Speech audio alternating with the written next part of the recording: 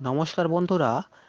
আমি অনেকদিন ধরেই ভাবছিলাম যে একটি ভিডিও আপলোড করব, কিন্তু ভিডিও আপলোড করার জন্য যে ল্যাপটপ বা কম্পিউটার আমার কাছে ছিল না, সেই জন্য আমি ভিডিও আপলোড করতে পারিনি।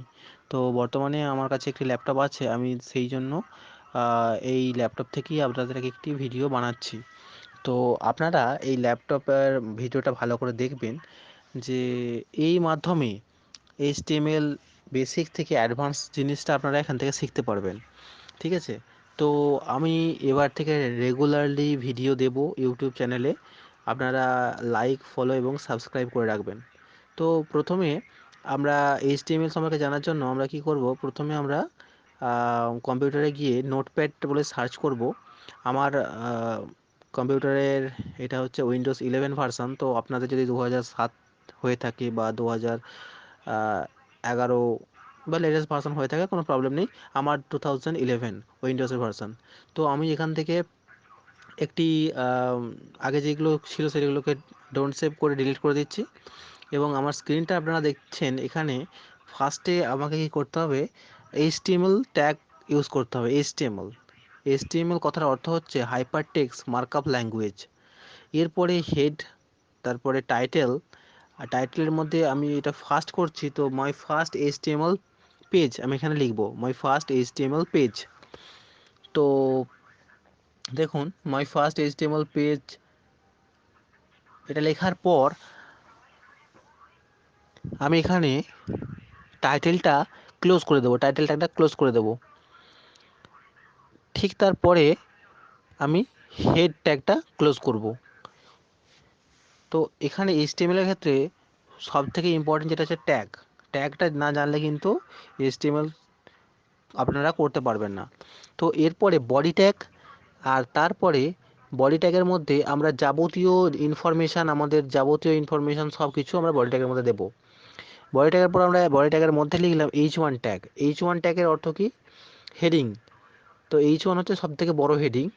তারপরে H1 এর মধ্যে লিখছি মাই ফার্স্ট এইচটিএমএল পেজ।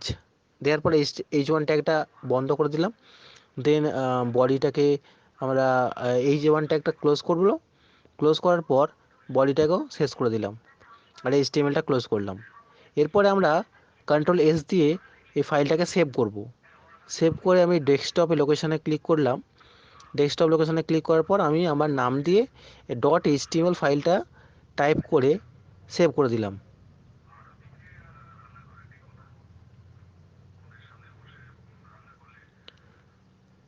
তো এরপরে সেভ করার পর আমরা আউটপুটটা দেখব, যে এর আউটপুটটা কীরকম দেখায়। তো দেখতে পাচ্ছেন মাই ফার্স্ট এইচটিএমএল পেজ দেখাচ্ছে। তো আমি একটা কাজ করব, এই ব্যাকগ্রাউন্ডে যে সাদা কালার আছে এই কালারটাকে চেঞ্জ করব। কালারটাকে চেঞ্জ করার পর আমি এটাকে স্কাই ব্লু কালারে করে দেব। তো আমি কি করব, বডিতে একটা অ্যাট্রিবিউট অ্যাড করব, যেটা হচ্ছে বিজি কালার। বিজি কালারের অর্থ হচ্ছে ব্যাকগ্রাউন্ড কালার। তো বিজি কালার লিখব। বিজি কালার লেখার পর আমি এখানে স্কাই ব্লু দিয়ে দিলাম। বিজি কালারটা স্কাই ব্লু। ঠিক আছে? আর এইচ ওয়ান ট্যাগটা কী করব, আমি এইচ ওয়ান ট্যাগটা এখান থেকে একটা অ্যাট্রিবিউট ইউজ করব, centre attribute. Centre attribute use করে এখান থেকে এই যে মাই ফার্স্ট এইচটিএমএল পেজটা, এটা যেন মাঝখানে থাকে। তো আমি এখানে সেন্টার ট্যাগ ইউজ করে, সেন্টার ট্যাগ ফার্স্টে H1 প্রথমে সেন্টার ট্যাগ ইউজ করলাম, এবং লাস্টের H1 ক্লোজের লাস্টে আমি সেন্টার ট্যাগটা ক্লোজ করে দিলাম। তো এইটা করার পর আপনারা দেখবেন যে আউটপুটে একদম সেন্টারটা, মানে মাই ফার্স্ট এইচটিএমএল পেজের যে লেখাটা ওটা সেন্টারে চলে আসবে আমি যখন এটা রিফ্রেশ করব। তো পরবর্তী ভিডিওতে আমরা থিওরি সম্পর্কে আরও জানবো এবং এইচটিএমএল সম্পর্কে জানবো। এটা জাস্ট একটা বেসিক জিনিস। আপনারা আমাদের চ্যানেলের সঙ্গে থাকুন, লাইক, শেয়ার এবং সাবস্ক্রাইব করে রাখুন। আপনারা আস্তে আস্তে অনেক কিছু শিখতে পারবেন।